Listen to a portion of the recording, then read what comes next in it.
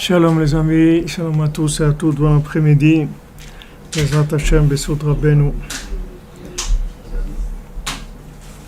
Rabbeinu, il a réparé le monde avec ses enseignements. Rabbeinu, c'est la Torah de Mashiach qui va terminer la réparation de façon complète, totale.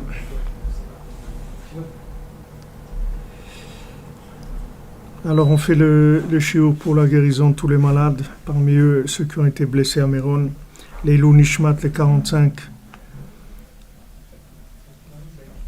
qui sont décédés, et pour la fin de la souffrance, pour la Géoula dans la douceur, que la Shaddai iten lachem rachamim.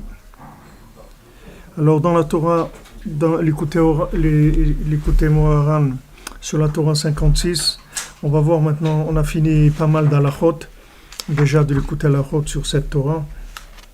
Maintenant on va faire une halacha dans Ilchot Gitin, halacha bet. Donc c'est les halachot de séparation quand il y a un divorce. Alors Rabbi Nathan il dit Inyan get al pi Torah biyom habikurim leman yarich yamim al mamlachto. Donc dans la Torah 56, Rabbeinu nous a enseigné là-bas comment arriver, premièrement, à avoir le pouvoir, c'est-à-dire comment avoir son pouvoir, chacune être à sa place, avoir son pouvoir. Et deuxièmement, comment alimenter ce pouvoir de manière qu'il ait de la arichut yamim, c'est-à-dire que le pouvoir qu'il ait de la longévité, qu'il ait de la vitalité.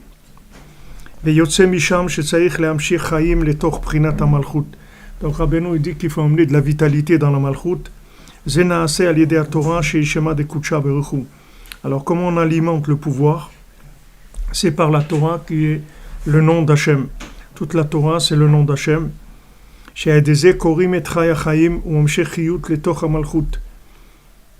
Que grâce à l'étude de la Torah, on appelle celui qui est à l'origine de la vie et on amène de la vitalité dans le pouvoir. Une fois, Rabbeinu, quelqu'un lui a dit, j'arrive pas à faire Hitbo des doutes, j'ai pas. Alors Rabbi Nathan lui a dit, tu peux pas, pendant une heure, tu peux pas appeler Hachem, dire Ribono Shel Olam, délivre-moi, Ribono Shel Olam, sauve-moi. Tu peux pas dire ça pendant une heure. Voilà, qu'est-ce qui peut pas faire ça? Tu t'assois une heure tranquillement et tu appelles Hachem, c'est tout. Hachem, tu appelles pendant une heure, c'est tout. Et tu verras que tu auras des dibourim. Parce que le fait que quelqu'un ne peut pas parler avec Hachem, c'est parce qu'il n'a aucune connexion, il n'a pas de vitalité. C'est un besoin de parler avec Hachem, c'est pas un plus, c'est un besoin. Quelqu'un qui vit connecté, il a besoin de parler avec Hachem. Comme dans une maison, on a besoin de parler avec son conjoint, et qu'on a besoin de parler avec ses enfants, on a besoin de parler dans son travail, avec les gens avec qui on travaille, avec son patron, avec ses employés, si on est patron. On a besoin de parler, c'est quelque chose de naturel. Donc si quelqu'un il est tellement déconnecté qu'il n'a pas de quoi parler, il n'a pas avec qui parler, alors il répète, c'est tout. Maître du monde, s'il te plaît, maître du monde, voilà, je suis là, je suis venu parler avec toi. Il répète pendant une heure, c'est tout. Et s'il ne se passe rien que ça, c'est déjà extraordinaire ça. Qui a Torah et Prinat Yamim Midot. Parce que la Torah, pourquoi maintenant, si maintenant la Torah c'est le nom d'Hachem, alors pourquoi on a besoin de la Torah? On peut appeler Hachem, c'est tout. Comme les Avot et tout, ils n'avaient pas la Torah révélée. Eux-mêmes, ils ont trouvé la Torah parce qu'ils avaient un rapport avec Hachem, qui était un rapport de communication qui était très avancé. Et après, ils ont trouvé la Torah. Mais la Torah, en quoi la Torah, elle est spéciale dans le fait qu'on appelle Hachem? Qu'est-ce qu'il y a de spécial dans la Torah par rapport au nom d'Hachem? On peut appeler Hachem, c'est tout. On a besoin de la Torah parce que la Torah, on appelle Hachem dans des mesures. On n'appelle pas Hachem de façon empirique, comme ça, générale. On appelle Hachem dans des mesures. C'est-à-dire on appelle Hachem dans des contractions de lumière qui nous sont accessibles, avec quoi on vit toute la journée. C'est pour ça qu'on a des mitzvot, qu'on met les tzitzit, qu'on met netfinin, qu'on mange kasher, qu'on fait Shabbat. Tout ce qu'on fait, c'est que des midot, des mesures pour pouvoir recevoir la lumière divine. Prinat kelim shu prinat Hashem, she'al yadam mamshichim achiyut bemida ou beshiur. Donc c'est les kelim, c'est-à-dire la Torah, ce sont elles-mêmes, ce sont des kelim, des récipients, de manière à recevoir Hashem dans des mesures qui nous sont adaptées, c'est-à-dire de façon progressive et aussi de façon mesurée, de manière à ce que ça fasse pas des explosions, c'est-à-dire que ça soit pas trop fort. On voit même Bilam, il parlait avec Hachem. C'est pas Bilam, il parlait avec Hachem. Je veux dire, pour parler avec Hachem, il n'y a pas besoin d'être un tzaddik. Même Bilam, il parlait avec Hachem. C'est pas, mais seulement Bilam, il n'y avait pas de kelim, il n'y avait pas de récipient. La différence entre Bilam et Moshe Rabbeinu, dire que quand on dit que comme Moshe Rabbeinu, il existait de l'autre côté, c'est Bilam. Ce qui existait chez Bilam, c'est quoi? Le rapport avec Hachem, mais sans récipient. C'est ça la différence entre Moshe Rabbeinu. Moshe Rabbeinu, c'est dans des kelim, dans des récipients, mais Bilam, c'est sans vêtements, sans emballage, sans un accès qui soit concret, de manière à pouvoir vivre avec Hachem dans la réalité. Dans la réalité. Il y a beaucoup de gens qui croient en Dieu. La plupart des gens sur Terre, ils croient en Dieu. La plupart des gens, c'est-à-dire même les gens qui disent qu'ils ne croient pas en Dieu, en fait, ils croient en Dieu. La plupart des gens croient en Dieu. Mais ce qui manque aux gens, c'est juste le rapport entre Dieu et ce qu'ils sont en train de vivre. Entre Dieu et la parnassa, Dieu et l'argent, Dieu et le mariage, Dieu et les enfants, Dieu et la nourriture, Dieu et les vêtements, Dieu dans les voyages, dans tout ce qu'on vit, c'est-à-dire la présence divine dans ces mesures-là. Parce que ces mesures de vie, elles n'ont été mises en place que pour capter la divinité de façon accessible. C'est que pour ça, pourquoi Hachem il a fait qu'on a besoin de travailler, pourquoi on a besoin de se marier, pourquoi on a besoin d'avoir des vêtements, pourquoi on a besoin de se nourrir. Tout ça, c'est que pour avoir un rapport avec Hachem dans des mesures, de manière à pouvoir capter Hachem, capter l'infini dans une mesure, dans quelque chose qui nous est accessible. Sinon, on va avoir la émouna générale, c'est-à-dire de façon générale, on va croire en Dieu, mais on ne va pas vivre connecté avec Dieu. La connexion avec Dieu, elle se fait par le fait qu'on voit Hachem dans la réalité de tous les jours, dans le moindre détail de notre vie. La Torah, elle est faite pour ça. C'est-à-dire que c'est comme des noms, c'est-à-dire on dit le nom d'Hachem. Il y a le nom d'Hachem, qui est le Shem Havaya, c'est-à-dire le Shem Yud Kei Vav Kei, que on peut pas le dire non plus. C'est-à-dire quand on veut dire le Shem Hachem, on dit maître du monde, mais on dit pas le nom lui-même. Ça c'est le rapport avec Hachem qui est de façon empirique, générale. Et maintenant il y a le rapport avec Hachem qui est le nom particulier. Le nom particulier, c'est-à-dire que maintenant, il y a un nom pour chaque chose. Tu as un nom pour chaque chose. C'est-à-dire que maintenant, si tu veux, il y a des langues qui sont pauvres en mots. Il y a des langues où il n'y a pas beaucoup de mots. Et si il y a des langues où il n'y a pas beaucoup de mots, alors tu peux être sûr que ces gens-là, ils n'ont pas des compréhensions qui sont très développées. Parce que si maintenant, tu as des mots qui sont des généralités. Si par exemple, il y a, pour toute la nourriture, il n'y a que le mot nourriture, il n'y a pas pain, viande, poisson, boisson, ça. S'il n'y a pas des détails, alors ça veut dire qu'aussi le concept de vie, il est très très général. C'est-à-dire tout le rapport il est très général et ça donne automatiquement une intelligence qui est très faible parce que l'esprit n'est pas développé. Maintenant, plus il va y avoir de mots qui vont définir des choses, et plus il va y avoir des kelim qui vont permettre de recevoir la compréhension. Quand maintenant tu as plusieurs mots pour définir une chose, alors tous ces mots, ils ont des aspects différents. Donc plus il y a des aspects différents, plus la compréhension, elle est précise. Pour ça, je vous avais dit l'autre fois, quand maintenant, je reprends, mais je l'ai pas. Tu peux me passer un tikkun klali? C'est mon mechila. Merci. Je vous avais dit l'autre fois, mais c'est qu'édaille de revoir ça et de réfléchir sur cette chose-là. Vous allez voir que quand maintenant, il va venir dans le mizmor qu'on fait dans le tikkun klali, dans le mizmor Hodou, dans le 105,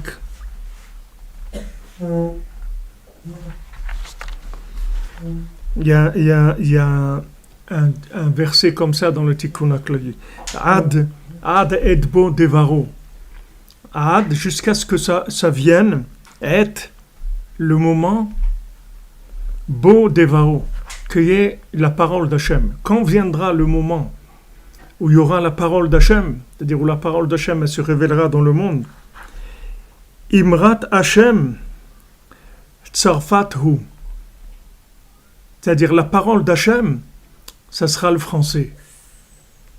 Quand viendra le moment de la parole d'Hachem, c'est-à-dire quand est-ce que maintenant la parole d'Hachem, elle sera complètement connue dans le monde, quand tu verras que maintenant le français, c'est la langue qui va développer la connaissance d'Hachem, alors tu peux savoir que c'est le moment où vient la Edbo Devaro, c'est-à-dire c'est le moment, c'est-à-dire que c'est la langue qui va permettre le développement de la parole d'Hachem. Parce que Béhémet, c'est une langue où il y a tellement de mots que n'importe qui, tu peux lui expliquer quelque chose. Parce qu'il y a beaucoup de mots. Donc maintenant, même si pourquoi la personne, elle ne comprend pas? Parce que la chose, elle est trop large, la notion, elle est trop large. Comme un petit enfant, tu lui donnes une pomme de terre, il peut pas la manger. Mais tu lui donnes de la purée, alors il va manger. Il a accès. Maintenant, dans le langage, tout le problème de la révélation d'Hachem, c'est uniquement une question de langage, c'est tout. Parce que maintenant, si tu as le langage qui est adapté, tu peux amener Hachem chez n'importe qui sur terre. Parce que tous les gens, ils sont vivants et ils vivent d'Hachem. La vie, c'est Hachem. Donc chacun, il connaît Hachem, il vit de Hachem, il vit de la connexion avec Hachem. Mais pour que ça devienne conscient et qu'il puisse développer dans son intelligence le rapport avec Hachem, il faut que tu lui amènes des mots qui correspondent à l'état dans lequel il est, là où il se trouve, dans l'endroit où il se trouve. Et la raison pourquoi il y a Rashi qui a fait du français, qui a rentré tout le français comme ça dans la Torah, que Rokar Benou dit que Rashi c'est le frère de la Torah, que c'est dans les mots de Rashi il y a tout, il a tout dit. Pourquoi il a utilisé tellement de mots en français? Parce que c'est la langue qui va permettre d'aller le plus loin au point de vue explication. Même si maintenant le Lashon HaKodesh, c'est la racine de toutes les langues. C'est la racine de toutes les langues. C'est-à-dire que la première langue du monde, c'est l'hébreu. Après, il y a eu toutes les langues. Mais toutes les langues, ce sont des tzimtzumim de midot. C'est-à-dire ce sont des contractions de traits de caractère des nations. Chaque nation a une langue qui correspond à son trait de caractère. Même si maintenant le Lashon HaKodesh, il est général, comme il dit Rav Chaikin à la Vachalom, il dit la vodka, tu fais avec les pommes de terre, mais si tu manges des pommes de terre, tu ne te saoules pas. C'est vrai que la vodka, elle vient des pommes de terre, mais la vodka, elle se trouve dans les pommes de terre. Et il y a d'autres choses encore dans les pommes de terre. Mais il faut un outil qui traduise, qui sache extraire la vodka des pommes de terre. Maintenant, dans le Lashon HaKodesh, il y a tout. En fait, dans le Shem Havaya, il y a tout. Si tu prends Yudke Vavke, il y a tout. Si tu prends le nom de Rabbeinu, il y a tout. Encore plus que Yudke Vavke. Parce que c'est Tzadik Yesod Olam. Yudke Vavke, c'est quand c'est Arba Rashim. C'est quand ça devient 4. Mais Rabbeinu, c'est Tzadik Yesod Olam, c'est Yesod Apashut. Avant que ça devienne 4. C'est Echad. Il y a tout. Mais maintenant, il faut le sortir de là. Il fait ce tout-là, c'est bien. Mais il faut faire l'extraction de quelque chose qui me soit accessible. La vérité, c'est bien. Mais il faut qu'elle soit accessible. Sinon, ça reste une vérité au maximum de contemplation, mais pas de rapport d'engagement. Il n'y a pas d'engagement, la personne ne se sent pas concernée. Donc, toute la Torah, tous les mots de la Torah, de tout ce qui a été dit dans la Torah, de tous les Sfarim qui sont des Sfarim de Torah véritable jusqu'à tout le Chumash et la Mishnah et la Gemara et tout le Tanakh et tout ce qui a été écrit, le Shulchan Aruch et le Midrash et le Zohar et la Kabbalah et tous les Sfarim des Tzadikim Amitim qui ont été écrits, tout ça c'est des noms d'Hachem. C'est des noms d'Hachem. Et pourquoi on est obligé de multiplier tous les noms d'Hachem? Parce que c'est pour avoir accès. Pour avoir accès. C'est bien de dire la vérité. La vérité, c'est extraordinaire, mais il faut qu'elle soit comestible. Il faut que la personne elle puisse y avoir accès. Quand Yosef il a raconté ses rêves, ok, il a raconté ses rêves à ses frères, à ses parents. Et la réaction, ça a été tout de suite l'opposition et ils n'étaient pas du tout d'accord. Maintenant, lui, il a rien changé, c'est-à-dire eux, ils se sont préparés. Il y a toute une préparation qu'il leur a faite, qui sont venus, qui les a envoyés avec leur argent, avec ça, Binyamin, Shimon, tout ce qu'il y a eu. En fin de compte, il leur a dit juste Ani Yosef, c'est tout. Il n'a pas dit autre chose. Il a dit la même chose. Rabbeinu aussi, il a dit s'il n'y avait pas Rabbi Nathan, il ne serait rien resté de moi. Pourtant, Rabbeinu, c'est Rabbeinu. Mais Rabbeinu, s'il n'a pas un traducteur lunaire, alors il va rien rester de lui. C'est-à-dire que la chose, elle ne va pas continuer. Et comme Rabbeinu, tout son inyan, c'est qu'il voulait que ça continue. Donc il y a toujours un Rabbi Nathan et un Rav Nachman Tutchiner et un Rav Nachman, et comme ça il y a toujours des gens, et aujourd'hui il y a beaucoup plus parce que ça touche beaucoup plus de gens. C'est-à-dire même si Rabbi Nathan, c'était Rabbi Nathan, mais Rabbi Nathan il n'avait pas les outils de communication qu'il y a aujourd'hui. Il ne pouvait pas communiquer avec des gens qui se trouvent à l'autre bout du monde. Comme quand Rabbi Nathan il a été en Égypte, à Alexandrie, qu'il a vendu un Likutei Moharan, voir comment il était content qu'il a vendu un Likutei Moharan à Alexandrie. Aujourd'hui, il y a des centaines de milliers de livres qui se vendent dans le monde entier, dans toutes les langues. Mais ça, il y a des gens qui travaillent, il y a des gens qui font que ça. Des gens qui ont consacré toute leur vie pour ça. Mais dans chaque génération, il y a ça. Sinon, le tzaddik, il peut, même s'il est un tzaddik, il a besoin, en fait, il a besoin d'une épouse. Même le tzaddik, il a besoin d'un Rabbi Nathan. Merci Maury Letellier. Baruch Hashem, l'entourage va bien. Et voilà, ce qui s'est passé, c'est passé. On essaye de prendre le bien et de se renforcer, de prendre des forces pour continuer encore plus, pour ajouter des doses. Chaque fois que Amalek nous met un coup, la réaction c'est qu'il nous donne envie de faire plus. Donc c'est positif. Il y a toujours un besoin de traducteur.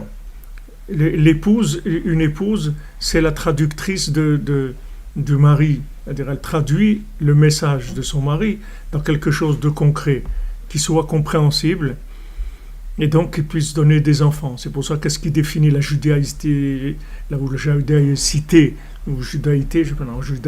d'un enfant, c'est sa maman. Si sa maman elle est juive, alors l'enfant il est juif. Mais le père, il définit pas, parce que le père, c'est en fait c'est une proposition d'existence, mais c'est pas une existence vraiment réelle. C'est une proposition d'existence. Elle peut être très vraie, mais pour l'instant c'est un projet, c'est tout. C'est un projet. La réalisation du projet, c'est l'épouse. C'est pour ça, Ishto, c'est Beto. Son épouse, c'est sa maison. C'est-à-dire où un homme il habite, dans son épouse, c'est là où il habite. C'est son endroit d'habitation, sinon il n'a pas de maison. Donc il est errant dans le monde. Il n'a pas trouvé en fait comme on dit, d'acquéreur. Il n'a pas trouvé d'acquéreur à son message. Il tourne, mais il n'a pas trouvé un acquéreur pour son message. L'acquéreur de son message, c'est son épouse, c'est-à-dire c'est sa maison. Comme Rabbeinu dit au début de la Torah, que Ish Sorer Bebeto. Quand est-ce qu'un homme il a du pouvoir, c'est quand il a une maison. Alors Bezat Hashem, Besod Rabbeinu, qui s'appelle Shatran Agadol, qui s'appelle le grand marieur, celui qui marie les gens. Que tous ceux qui ont besoin de Zivouk, Bezat Hashem, ils se marient, ils trouvent Zivouk Amiti, une vraie maison, qui trouvent une maison qui correspond exactement à leur message. Et ça, il y a besoin de l'intervention divine. Parce que tant que quelqu'un il n'est pas marié, il ne sait pas qui il est. Donc comment il va choisir la maison qu'il lui faut, l'épouse qu'il faut, puisqu'il ne sait pas qui il est. Il saura qui il est quand il sera marié. Donc comment il va choisir? Il ne peut pas choisir. Donc il peut prier, demander à Hachem qu'il lui donne l'épouse qu'il faut, le mari qu'il faut. Et Bezat Hachem chez Irbus Mahot, qui est des mariages, que les gens ils continuent à chercher dans leur Shalom Bayit et dans les révolutions, Bezat Hachem. Donc tout le côté lunaire, c'est pour donner la mesure au côté solaire, c'est-à-dire que le projet il rentre dans du concret. Il y a des artistes, des gens qui sont des artistes, des gens qui sont des créateurs des créateurs dans tous les domaines, qui ont des esprits de création, de créativité, de plein de choses. Mais seulement ils n'ont pas les méthodes, ils n'ont pas les tzimtzumim, ils n'ont pas les kelim. Donc ils restent au niveau projet. Et même maintenant, quelqu'un qui est marié, s'il veut réaliser ses projets, il faut qu'il soit plus béchalom avec son épouse, qu'il y ait plus de shalom dans la maison. Plus il y a de shalom dans la maison, et plus le projet de la venue de l'homme sur terre va se réaliser. Donc quand la lune, l'endroit, quand il arrive l'infirme, à l'endroit où le soleil et la lune se rencontrent, alors la lune, elle dit au soleil, voilà, moi j'ai un problème, c'est que les démons, ils se nourrissent de mes pieds, c'est-à-dire que maintenant, le fait que le soleil il transmet pas à la lune, c'est-à-dire que la lune, elle n'est pas en mode actif, elle n'est pas activée. Elle n'est pas activée, c'est-à-dire elle n'est pas en mode de recyclage de la Torah de son mari. Alors ça va dans des forces négatives. Les démons se nourrissent de ça. Puisqu'on a vu que toute l'alimentation des forces négatives, ça vient des surplus de lumière qui ne sont pas canalisés, qui ne sont pas recyclés dans la réalité. Donc le mariage, le Shalom Bayit, c'est pas des choses, c'est pas quelque chose de mignon, de beau, etc. C'est une nécessité. C'est une nécessité. Et c'est une nécessité de tous les jours. C'est pas une nécessité une fois quelqu'un s'est marié. C'est que tous les jours, il y a une nouvelle lumière. Chaque seconde, il y a des nouveaux aspects d'Hachem, donc qui demandent de nouveaux récipients, qui demandent des nouvelles applications, sans arrêt. Et à ce moment-là, il y a de la vitalité dans Malchut, il y a de la vitalité dans le pouvoir. Donc la sphira de Malchut elle-même, elle se trouve tout à fait en bas. Elle est vide, mais en même temps, c'est la couronne du niveau d'en dessous. C'est-à-dire la sphira de Malchut, c'est la même que Keter du niveau d'en dessous. C'est-à-dire que ces malchut, elle est complètement vide, c'est-à-dire elle ne fait que recycler la lumière qui vient de toutes les midotes et particulièrement tout ce qui vient d'en haut, de toutes les sphirotes, pardon, les sphirotes d'en haut, les sphirotes qui sont de Chokhmah Binadat et qui descendent vers Yesod. Et quand maintenant on arrive dans Yesod, alors à ce moment-là, on rentre dans Malchut. Et Yesod c'est Echad. Chesed Shebe Yesod. Yesod, c'est Echad. C'est-à-dire le principe de Yesod, qui est le principe de l'alliance, c'est la capacité d'être Echad avec tout ce qu'il y a dans le monde. Mais d'abord, il va y avoir les bassar Echad. D'abord, il faut qu'il soit un homme et une femme qui soient un. Une fois qu'ils sont Béchalom, qui sont fusionnés tous les deux dans leur façon de servir Hachem et de vivre, à ce moment-là, c'est Tikkun à Yesod, c'est-à-dire c'est le Tikkun de la Sphira de Yesod, et là on a accès à Malchut. Et quand on a accès à Malchut, ça veut dire qu'on arrive à la couronne, c'est-à-dire on arrive à la couronne, c'est-à-dire la vitalité dans le pouvoir. C'est-à-dire que maintenant tu peux faire des choses, tu peux réaliser ton projet de ta venue sur Terre. C'est qu'à ce moment-là que tu peux réaliser le projet de ta venue sur Terre. Une fois que maintenant la sphira de Yesod elle est réparée, à ce moment-là le projet il commence à se mettre en place. Maintenant, plus la sphira de Yesod elle va être réparée, et plus tu vas être echad avec tout, avec la nourriture, avec l'argent, avec les vêtements, avec tout ce qu'il y a dans le monde. Tu es capable d'être echad avec Hachem dans tout ce qu'il y a dans le monde. Donc c'est pour ça que vous voyez que maintenant on est dans sphira de Yesod. On va réparer Sphira du Yesod jusqu'à arriver dans Malchut. Et quand on arrive à Malchut, la fin de Malchut, c'est la 50e porte. C'est-à-dire c'est le Sha'ar HaNun. C'est-à-dire on va arriver là, c'est Sha'ar HaNun, c'est la Torah. C'est la révélation de la Torah. Et de la révélation de la Torah de chacun particulièrement. Pas la Torah du traditionnalisme, pas la Torah.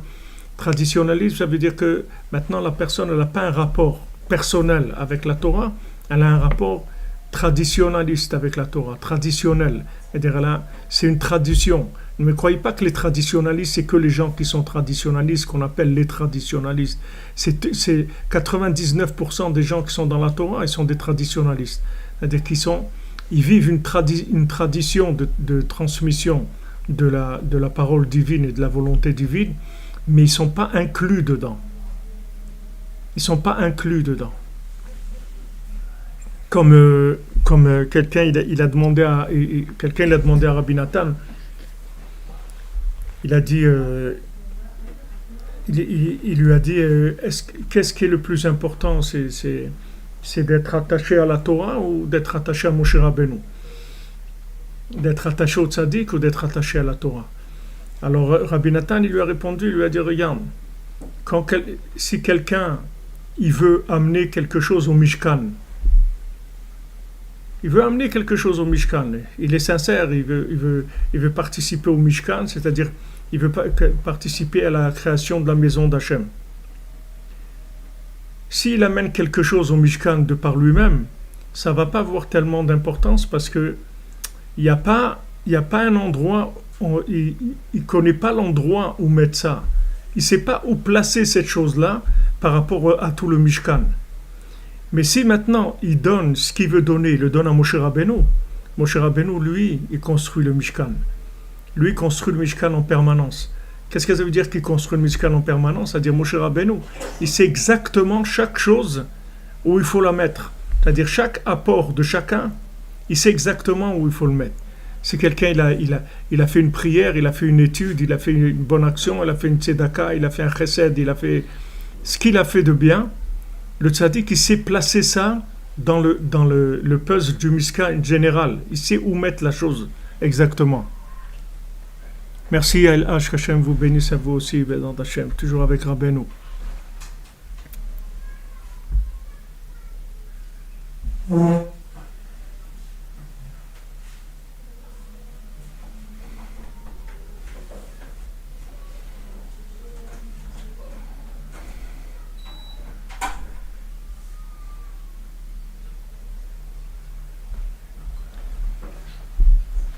Vous comprenez?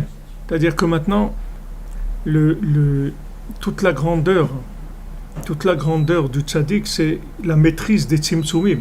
C'est-à-dire, il sait maîtriser les tzimtzumim. C'est-à-dire, il a des récipients qui correspondent à chaque chose. Comme quelqu'un qui a des récipients dans un... qui a des super outils, des boîtes à outils avec plein de choses. Quand il a besoin de faire quelque chose, il a tous les outils qu'il faut pour faire cette chose-là. Maintenant, quand il n'y a pas d'outils, quand tu utilises un tournevis au lieu d'une pince ou une pince au lieu d'un... Alors, tu ne peux pas faire les choses comme il faut, parce que ce n'est pas l'outil qu'il faut. Le tzaddik, il a tous les outils. Le tzaddik, il a tous les outils du monde, c'est-à-dire de la création de la maison d'Hachem. Donc, quand tu amènes les choses au tzaddik, lui, ils ont amené tout à Moshe Rabbeinu. Et Moshe Rabbeinu, il a construit le Mishkan. Lui, parce qu'il connaît le plan, il sait que telle chose, il faut la mettre là, telle chose, il faut la mettre là.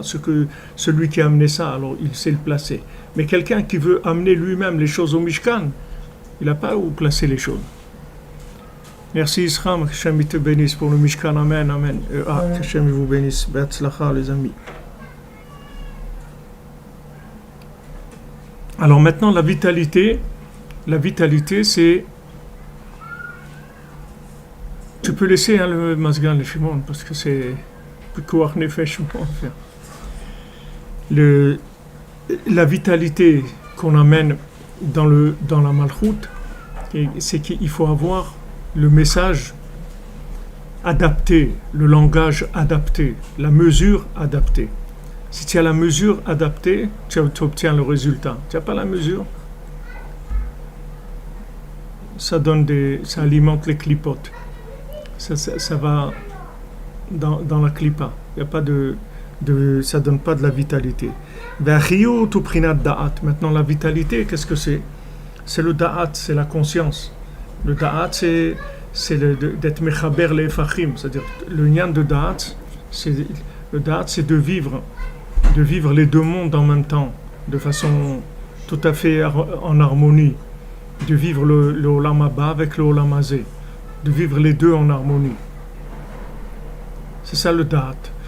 Le da'at, c'est que quand tu vis ici, tout ce que tu fais, tu le fais dans la forme. Tu as le respect de la forme que Hachem a donnée, parce que Hachem il a donné une forme. Donc cette forme, il faut la respecter. Hachem il veut que tu respectes tout ce qu'il a créé, tout le minéral, le végétal, l'animal, l'humain, tout ce que Hachem il a créé. Il veut que tu le respectes parce que c'est Hachem qui l'a créé. Donc ça veut dire qu'il y a une utilité à cette chose-là. C'est pour ça qu'Hachem il l'a créé. C'est-à-dire c'est un angle de la révélation d'Hachem. Mais cette chose-là, il faut qu'elle vive en connexion avec l'autre monde. C'est-à-dire qu'il faut qu'elle ait un rapport avec le but ultime, avec la fin. Et à ce moment-là, ça s'appelle du da'at. Maintenant, c'est deux choses qui sont opposées. L'autre monde et ce monde, c'est opposé. Comme un homme et une femme, c'est opposé. Et maintenant, le fait que chacun il laisse la place à l'autre, de manière à pouvoir fusionner, c'est ça qui donne le da'at. C'est ça qui donne la conscience véritable. Ki ha-chokhma techaye. Parce que la chokhma, elle donne la vitalité. C'est-à-dire que maintenant, quand quelqu'un il possède la chokhma, en fait, il possède la vitalité de la chose.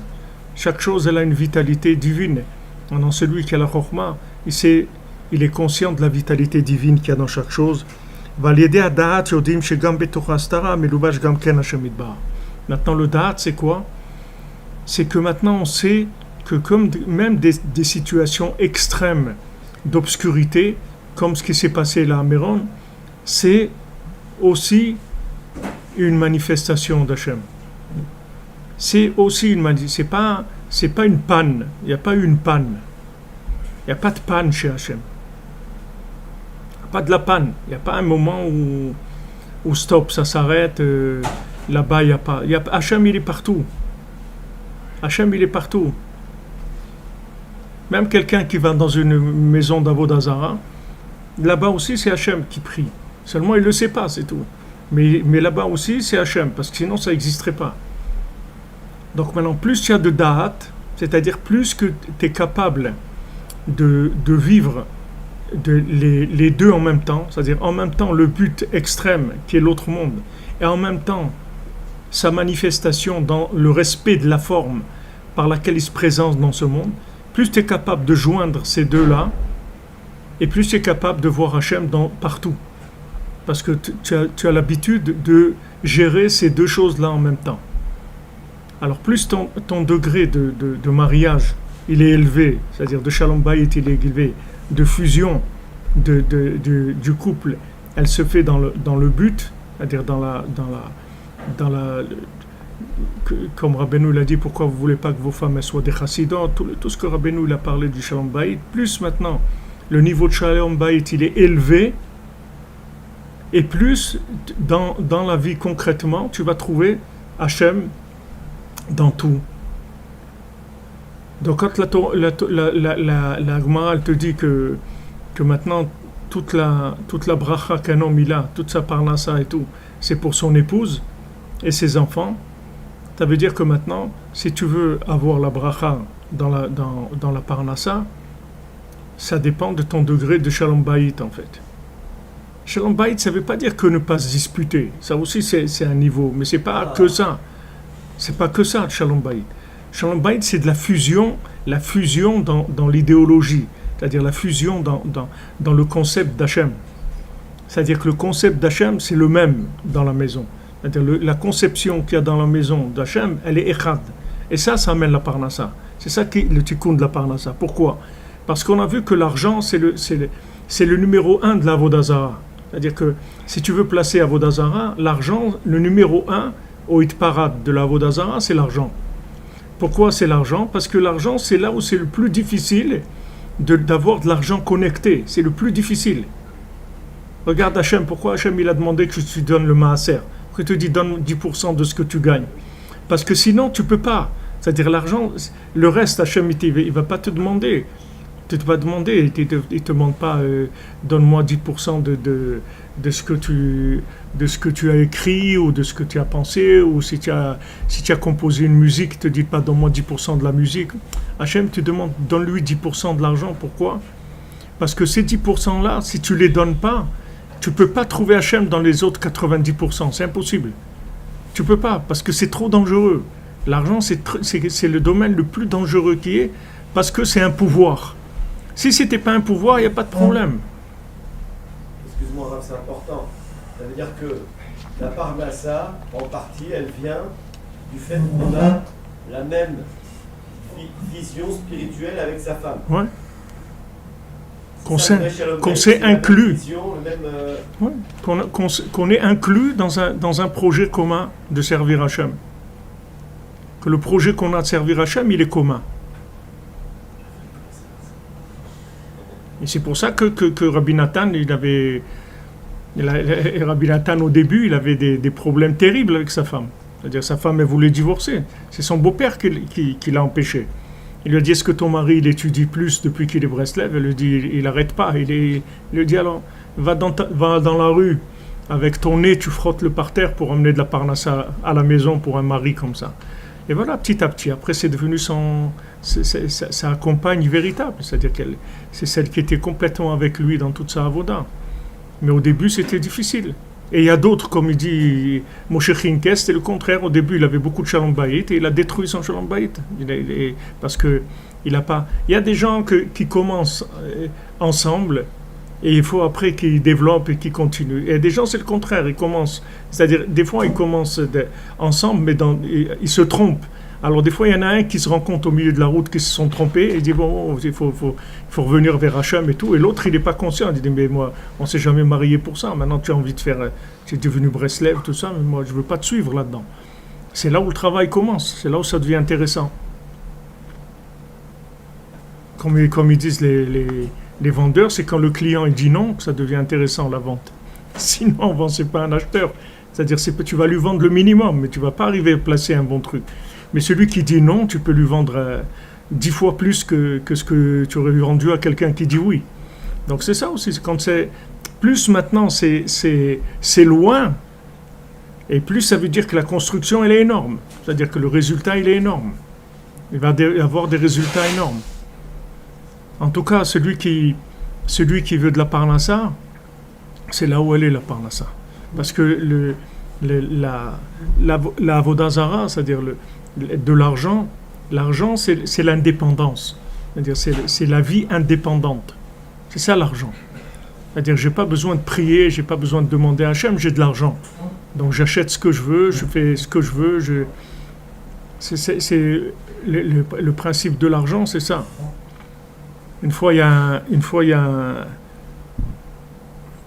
un certain Rav Moshe comme ça qui est arrivé à Tveria. C'était un Rav, un grand lamdan. Il étudiait ici à Mea Shearim. C'était un grand Talmid Chacham et tout. Et il est arrivé avec sa famille à Tveria. Ils n'avaient rien du tout. Ils n'avaient pas de quoi manger. Ils n'avaient rien. Alors Rav Israël Karduner, il a entendu ça.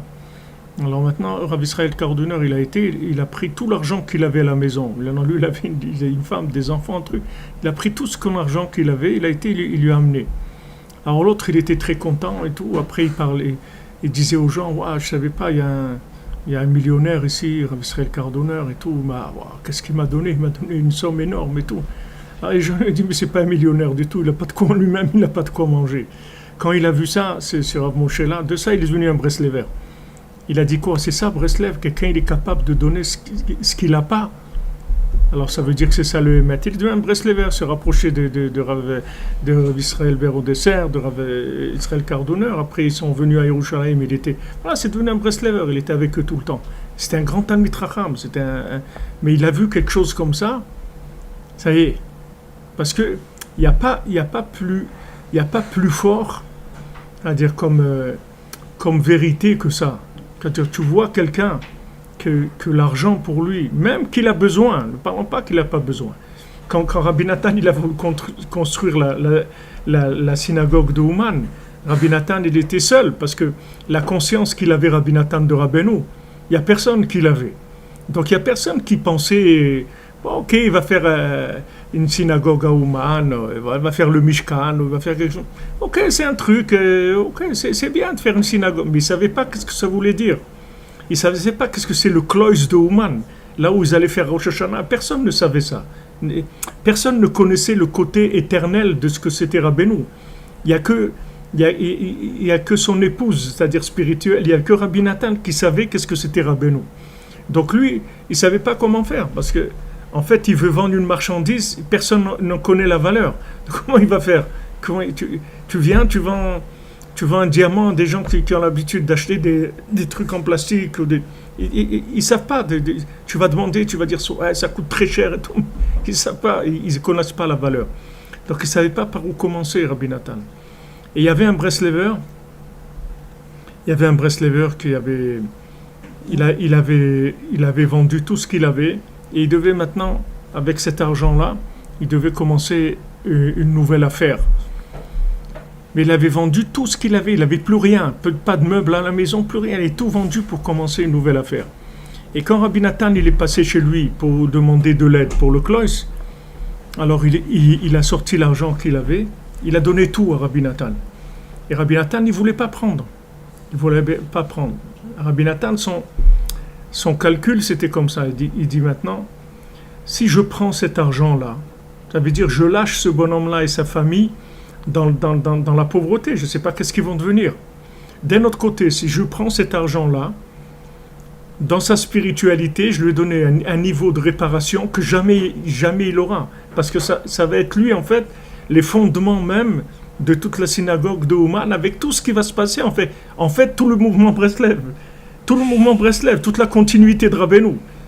Et Rabbi Nathan, il ne pouvait pas décider, il était comme ça. À un moment, il a tranché, et l'autre, il pleurait devant Rabbi Nathan. Je t'en supplie, prenez, je vous en supplie, pourquoi vous ne voulez pas prendre, je vous en supplie, prenez. Et à fin de compte, Rabbi Nathan, il a dit d'accord, je prends. Et Rabbi Nathan, il a dit que Béhémet, cet homme-là, ça a été le fondement de toute la synagogue, elle s'est faite grâce à lui. Ils s'en est sortis sinon? Eh bien, il dit là-bas que c'est sûr qu'il s'en est sorti. C'est sûr qu'il s'en est sorti. C'est une des choses qu'Hachem il te dit. Hachem il te dit, c'est la seule chose qu'Hachem il dit, tu peux m'éprouver si tu veux, là-dedans. Mais seulement, le problème, le problème, c'est toujours la passation de pouvoir. C'est-à-dire qu'il y a un moment où le bonhomme, il est lâché. Et quand le bonhomme, il est lâché, c'est pas facile du tout. Parce que quand il a son argent, il achète, il paye, il fonctionne, tu vois. Il a du pouvoir. Maintenant, imagine ce bonhomme-là, il rentre chez lui à la maison. Et imagine-toi dans les scènes qu'il a dû avoir. Ouais. Le passage, il a été extrêmement difficile. Le passage, il a été extrêmement difficile. Mais Rabbi Nathan, lui-même, il a hésité parce que c'était du Messirut Nefesh, c'est-à-dire c'est Mamash donner sa vie, il n'avait plus rien. Et si ça ne marche pas, s'il y a un problème ou n'importe quoi, il va rester.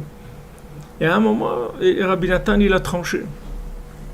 Rabbi Nathan, il voyait dans ces choses-là comment la personne elle avait pouvoir évoluer. Mais en tout cas, il a eu le mérite que maintenant, tout ce qu'il y a comme Breslev aujourd'hui dans le monde et tout, c'est lui ce pauvre bonhomme-là qui a ramassé tout ce qu'il avait et qu'il a donné.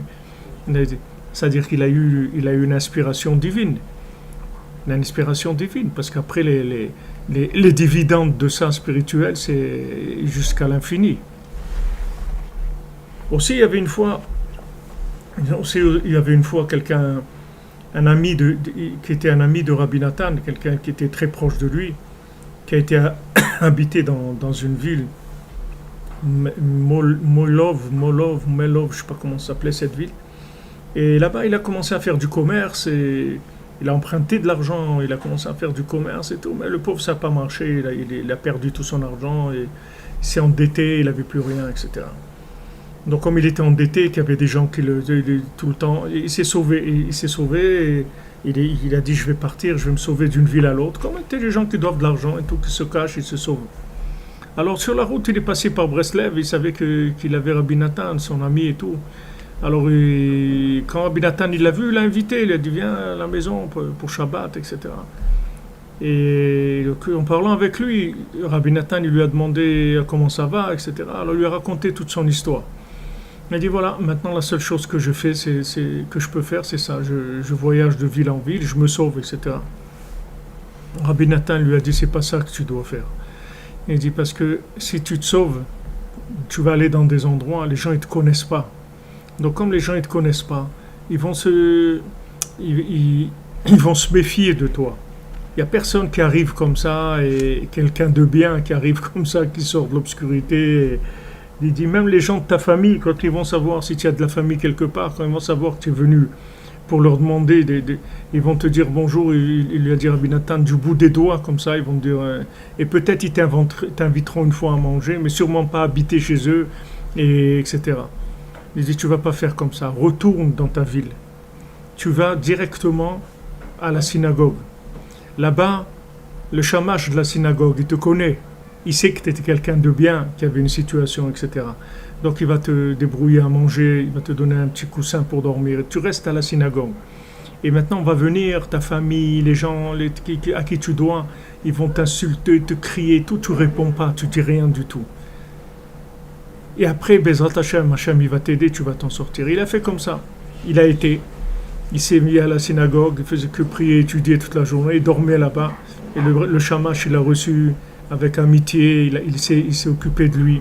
Après, comme il lui a dit Rabbi Nathan, tous ils sont venus, ils ont commencé à lui faire. Il n'a pas répondu du tout. Et après, les gens de la ville, ils ont dit quand même, on ne peut pas laisser quelqu'un comme ça, quelqu'un de bien. Ils ont ramassé de l'argent dans la ville. Et ils ont fait à sa femme, ils lui ont fait un petit stand au marché avec un peu de marchandises. Et sa femme, elle a commencé petit à petit à avoir la bracha. Et lui, de temps en temps, il allait l'aider, etc. Et ils sont remontés jusqu'à qu'il a remboursé toutes ses dettes. Il est redevenu riche. Il est devenu riche. Et toujours, il dit Rabbi Nathan, quel mérite vous avez eu le conseil que vous m'avez donné. Et regarde Rabbi Nathan, regarde le cerveau que c'était Rabbi Nathan, regarde comment il voyait clair. Voyez clair, n'importe qui lui dit allez sauve-toi, vite sauve-toi, qui t'oublie, les gens à qui tu dois, non, il ne s'est pas sauvé, il est resté là-bas, et en fait c'était le meilleur endroit pour s'en sortir. N'importe où ailleurs il n'aurait pas eu du tout de repère pour s'en sortir. Tout ça, les conseils c'est féminin, c'est-à-dire c'est comment dans la réalité, comment je gère les choses dans la réalité. C'est ça le but de la vie. C'est-à-dire comment, il y a tout, mais comment on gère. Et dans l'argent, c'est le pire. C'est pour ça que le mari, il travaille pour donner à sa femme et à ses enfants. C'est ça le but de son argent. Parce que s'il ne fait pas ça, il va avoir tout de suite du pouvoir négatif. Ça va être toujours tout de suite pouvoir de Haman. Tout de suite, ça tombe chez Haman. C'est-à-dire c'est du pouvoir qui va dans l'opposé d'Hachem. Alors quand maintenant Hachem il a fait le système comme ça, que maintenant le mari doit donner l'argent à son épouse, à ses enfants, et il doit donner de la tzedaka, il doit donner 10% de ce qu'il gagne, etc. Hachem il a fait ça pour que la personne elle enlève, elle dévitalise le côté négatif qu'il y a dans l'argent, c'est-à-dire la notion de pouvoir qu'il y a dans l'argent, le pouvoir, pas le pouvoir d'Hachem, le pouvoir de la personne sans Hachem. Pour ça que c'est extrêmement dangereux. Et Hachem, il a demandé à chacun de donner pour le Mishkan. Pourquoi Hachem, il a demandé? Hachem, il n'a pas eu besoin de personne. Parce qu'il voulait que les gens, ils participent, que leur pouvoir potentiel, il soit pour la révélation du pouvoir d'Hachem. Ça, c'est ce que Hachem, il voulait. C'est l'intention de la construction du Mishkan.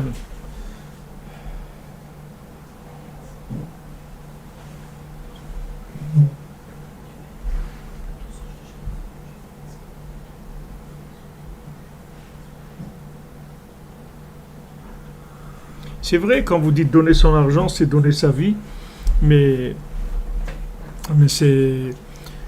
c'est comme d'avoir des enfants aussi, c'est donner sa vie. Et combien de temps on passe pour s'occuper de ses enfants, etc. C'est donner sa vie, mais c'est parce que c'est une sublimation de la vie, c'est un niveau de vie beaucoup plus élevé. Maintenant, quand on a cette conscience-là, c'est-à-dire quand on sait jumeler les deux notions en même temps, c'est-à-dire en même temps, on sait jumeler la lumière de l'autre monde, on sait la jumeler avec les récipients de ce monde, alors on sait révéler Hachem qui se trouve dans la matière, c'est-à-dire on sait révéler la Torah qui se trouve dans la matière. Et maintenant, tout ce qui était dans la matière, tout ce qui était dans un côté de détournement d'Hachem, c'est-à-dire tout ce qui pouvait dans la matière nous détourner d'Hachem, créer un pouvoir parallèle, de ça on fait de la Torah mamash, c'est-à-dire on sort la Torah qui est là-bas et on rattache ça à Hachem. Au lieu que ça soit quelque chose qui va nous détourner, c'est quelque chose qui va nous permettre de nous inclure encore plus dans Hachem. C'est quoi ça? C'est jumeler? Hein? Quoi? Jumeler avec le kéli de la matière? C'est quand maintenant tu arrives à jumeler le but, c'est-à-dire la présence divine, avec la matière, c'est-à-dire que tu sais que dans la matière il y a Hachem, ça fait que la Torah qui se trouve dans la matière, elle se révèle. Et à ce moment-là, elle te donne un rapport avec Hachem encore plus grand que ce que tu avais avant, puisque maintenant, c'est le principe de la Megillat Esther qu'on a vu. C'est-à-dire que maintenant, Esther, elle rentre chez Achashverosh, elle rentre dans le monde de l'argent, de Haman, et de là-bas, elle va sortir la Megillat Esther, elle va sortir le Sipurim Maasiot, de cet endroit-là. Parce que Mordechai, ou Yada, Mordechai, il sait que là-bas, il y a de la Torah. Comme Rabbi Nathan, quand il y en a un qui vient Shabbat à la synagogue et avec les mains pleines d'encre parce qu'il travaille le Shabbat à la mairie, les gens ils disent quoi? Il vient, en plus il lève ses mains pendant la prière pour qu'on voit bien qu'il a de l'encre et qu'il travaille Shabbat. Ils veulent le jeter de la synagogue. Rabbi Nathan il dit ne touchez pas. Il dit lui, ça sera un de ceux, je vais me glorifier de lui dans l'autre monde. Parce que Rabbi Nathan il savait que si maintenant cet homme-là il travaille le Shabbat, et malgré qu'il travaille le Shabbat, il vient à la synagogue, ça veut dire qu'il est en exil, c'est tout. Mais c'est quelqu'un d'important, c'est quelqu'un qui a une grande valeur. C'est pour ça que Haman il l'a pris. C'est parce qu'il a une grande valeur. Donc Rabbi Nathan, il ne voyait pas le côté de l'apparence. Pourquoi il l'avait pas? Parce qu'il était connecté. Il avait pas c'était pas un Oved Avodah Zara. Celui qui voit quelqu'un il dit ouais, mais celui c'est pas un religieux, il fait pas ça, il fait pas l'autre et tout. Celui qui voit que ça, c'est un Oved Avodah Zarah. C'est-à-dire il croit qu'il existe dans ce monde des étrangers. Il n'y a pas d'étrangers dans ce monde-là. Tout le monde, il n'y a personne qui est étranger à Hachem. Ça n'existe pas quelqu'un qui est étranger à Hachem. La vie c'est Hachem. Du moment que quelqu'un il est vivant, il n'est pas étranger à Hachem. Juste, il n'a pas trouvé son pays, il n'a pas trouvé sa place, il n'a pas trouvé sa maison, c'est tout. Mais ça n'existe pas des gens qui sont étrangers intrinsèquement à Hachem, ça ne peut pas exister. Donc les gens qui pensent qu'il y a des gens qui sont loin d'Hachem et que leur état c'est comme ça, et qui seront toujours loin d'Hachem, ça c'est de l'Avodah Zarah, c'est-à-dire c'est un concept d'Avodah Zarah. C'est-à-dire tu crois qu'il y a un être humain dans ce monde qui vit pour rien. Il est là en train de tourner, c'est tout. C'est un figurant, il est là juste, il tourne, c'est tout, mais il ne sert à rien. Mais ça, c'est de l'Avodah Zarah. Tu ne peux pas dire une chose pareille. Tu ne peux pas penser, c'est un concept d'Avodah Zarah. Mais Rabbi Nathan, lui, voyait, quand il voyait quelqu'un de loin, il voyait le potentiel qu'il y a dans la personne. Et il faisait tout pour pouvoir le reconnecter. Et quand ce bonhomme-là, il s'est reconnecté, il est monté, c'est devenu quelqu'un de vraiment très très valable. Qu'est-ce qu'il aurait été s'il l'avait jeté? Donc cette image-là, elle est dans toute la matière, elle est comme ça. C'est-à-dire chaque fois que tu vois de la matière, sache qu'il y a Hachem là-dedans. Et ton travail, c'est d'extraire Hachem qui se trouve dans la matière pour le connecter à son origine. Ne pas utiliser la matière comme étant de la matière déconnectée. Il faut connecter la matière tout le temps. Avec les bénédictions, avec le maaser, avec ce que tu donnes. Quand tu donnes le maaser sur ta parnassa, tu cachériches ton argent, tu donnes à ton argent la capacité d'extraire la présence divine qu'il y a dans la nourriture que tu vas acheter, qu'il y a dans les vêtements que tu as achetés, dans les déplacements. Tu donnes de la force à l'argent. Que l'argent ne soit pas un argent de pouvoir. Sinon, après, si c'est de l'argent que de pouvoir, ça devient de Haman, c'est tout. C'est-à-dire, ça devient Après, c'est très difficile. Quand l'argent il n'a pas été cachérisé, c'est difficile de révéler Hachem dans ce qu'on achète. C'est très difficile. Parce que c'est le monde du pouvoir de l'homme. Voilà, j'ai de l'argent, j'achète, je me paye ça, truc et tout. Il existe à travers son argent. Tandis que quand maintenant tu as donné le maaser, les 90% que tu as, c'est de l'argent connecté. Donc quand cet argent-là, tu acquiers des choses avec, ces choses-là aussi, elles se connectent. Et ça rend les choses beaucoup plus faciles. Beaucoup plus faciles. Sinon, c'est Hachem Ishmor, c'est Aman Amalek.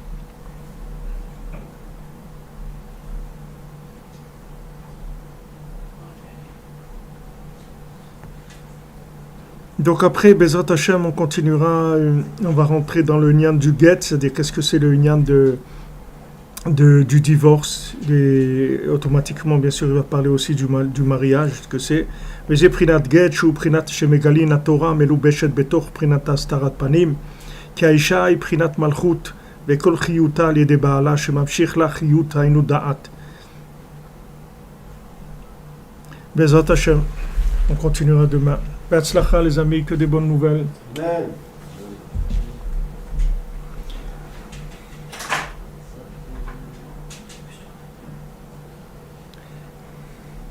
Merci et Dompat Pantnama. Be'atzlacha les amis, que des bonnes nouvelles. Regardez la Torah de Rabbeinu, c'est la Torah de Mashiach. Ah oui, le Chot Shmirat Halashon, merci pour le rappel. Attendez, on va voir notre ami Binyamin, qu'est-ce qu'il nous a envoyé aujourd'hui. Notre ami Binyamin. Le voilà, il est là. Merci pour le rappel. Il est absolument interdit de faire des commentaires péjoratifs sur un cours, puisque l'orateur risque de subir des humiliations, perdre sa bonne renommée, voire même son emploi. Donc quand il y a quelqu'un qui fait un cours, un enseignant, il ne faut pas parler du mal sur lui, parce qu'il peut recevoir des humiliations et perdre sa renommée et même son emploi. Lorsqu'une personne nous fait part d'une information personnelle concernant ses affaires ou autres domaines privés, il est interdit de la divulguer, même si on le fait sans malveillance et qu'il n'y a pas de risque de lui porter préjudice. Du moment où quelqu'un nous a révélé une information personnelle par rapport à ses affaires ou son domaine privé, On n'a pas le droit. Même si quelqu'un il nous dit, par exemple, je suis en train de monter un dossier à la banque pour acheter une maison, Bezrat Hashem, tout, tu n'as pas le droit de le dire à personne. Tu n'as pas le droit, même si ça ne porte pas préjudice. Même si c'est pas, il n'y a rien de mal à ça, mais tu n'as pas le droit. Du moment où ça t'a été raconté, parce que tu es proche de la personne, tu es un ami, il n'aurait pas raconté ça à n'importe qui. Donc comme tu es un ami, il t'a raconté, il dit j'ai un projet, voilà, je vais acheter une maison et tout. Le fait que maintenant, il s'est adressé à toi en tant qu'ami, ça veut dire que c'est une information qui est intime, qui est personnelle, tu n'as pas le droit de raconter à qui que ce soit, même pas à ta femme, mais à la personne, tu n'as pas le droit. Non, tu n'as pas le droit. Tu n'as pas le droit. Ça ne doit pas sortir de toi. Parce qu'il t'a raconté ça que parce que tu es un ami. Si tu n'étais pas un ami, tu n'aurais pas dit ça. Donc ça veut dire qu'il compte sur ta discrétion. Tu n'as pas le droit de raconter. Tu ne vas pas dire à ta femme, ah ouais, tu sais un tel, ils vont acheter une maison. Non, non, pas du tout. Tu dis rien, c'est tout. Tranquille. Amen. Amen à André, notre cher ami Aaron. Amen. Que des bonnes choses pour vous.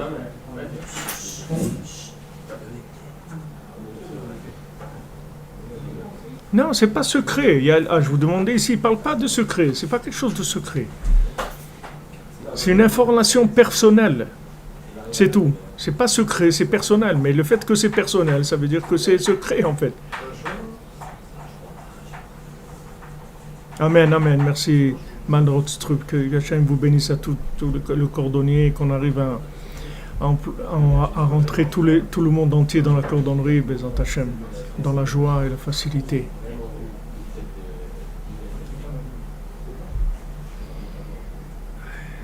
Amen, amen. Tous vos projets aussi qui se réalisent dans la facilité, Bezat Hachem, que vous soyez en bonne santé.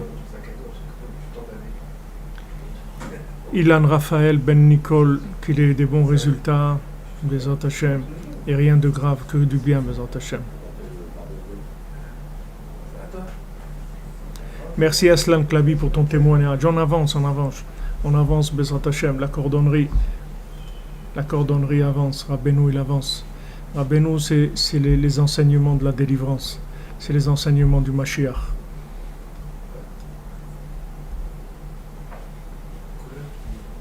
Portez-vous bien, Refoua Shlema pour tous les malades. Elisha ben Deborah Lucie, Adaya bat Deborah Lucie, Chana bat Philomène, Naomi bat Sarah Imeno, Zivouk pour Shimshon ben Daniel, Parnasatova pour Keilat Madagascar, Parnasatova pour Gaël ben Deborah Lucie, Bezat Hachem. Alors je vais voir si on a une liste aujourd'hui de Refoua Shlema.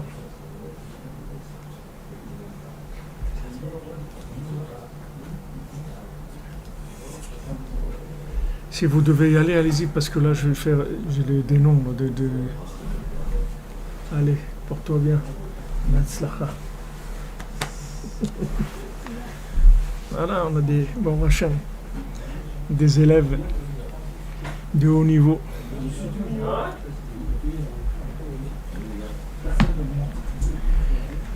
Alors, Bezat Hachem, le cours pour la refoua de tous les gens qui ont été blessés dans cet accident, et pour tous les malades, Bezat Hachem, parmi eux, Ilan Raphaël Ben Nicole, que Bezat Hachem, le scanner, ça donne que des bons résultats, Manon Aurélie Bat Daniel, Jonathan Moshe Ben Baya, Marie Bat Fortuné Ibliel, Chomsa Bat Rachel, Emmanuel Ben Doris, Simon Rechaima Bat Marcel Chomsa Israël, Don Georges Ben Angèle, Anaïs Badoris, Mathilde Baldoris, Noé Ben Isabelle, Thaïs Ben Isabelle, Léo Ben Alicia, Carolina Bat Alicia, Kaina Bat Yamina, Michel Georgette Bat Esther Naïm, Ruchama Bat Myriam, Joseph Ben Myriam, Ruth Madja Bat Myriam, Sarah Bat Fortuné, Dan Ben Sarah, Dov Ben Sarah, Brigitte Atalia Bat Jacqueline Yakot, Josiane Maniri Lalao Bat Marthe, Avren Ben Alia, Albert Ben Horé, Julien Ben Jean, Micha Nechama Mirel Bat Bachla, Rachel Kraya Colette,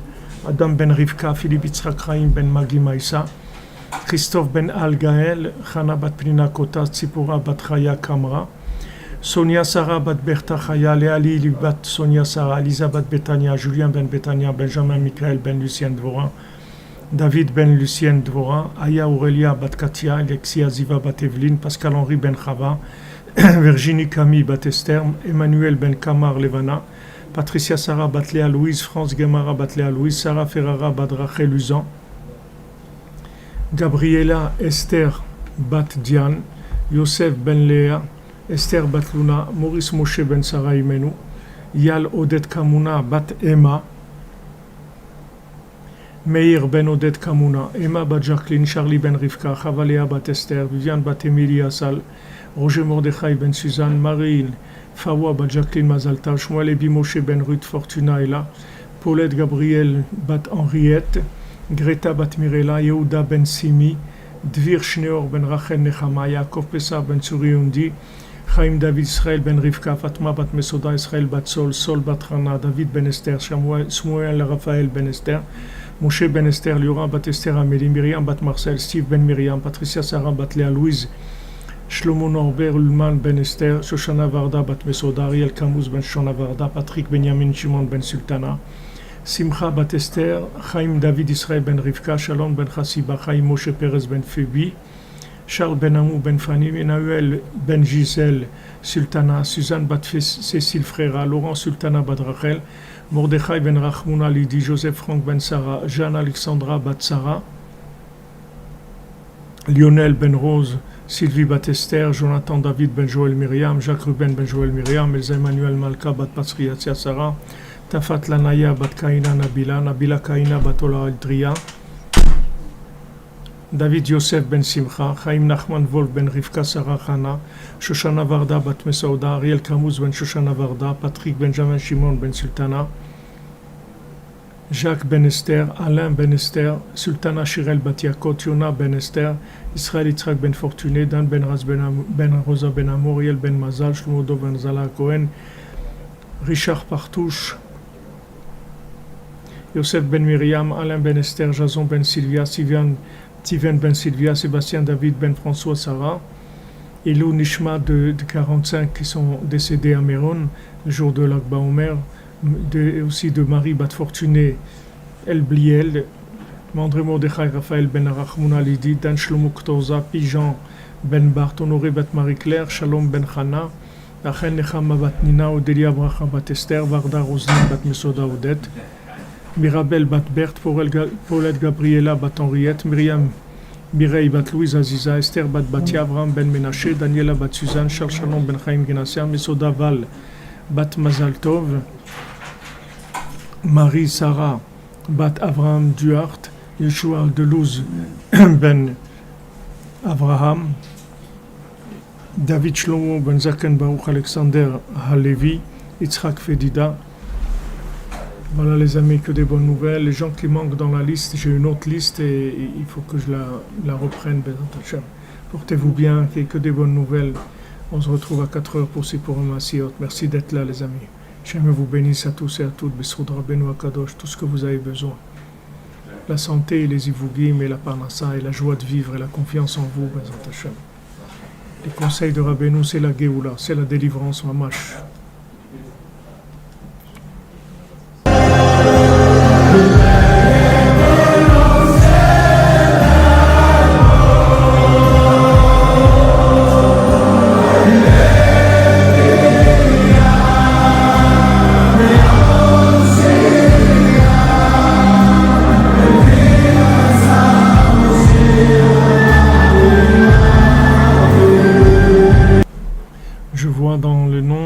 Refoua Shlema pour Eli ben Erezki Yaziten. Besroud Rabbeinu, Bezrat Hashem.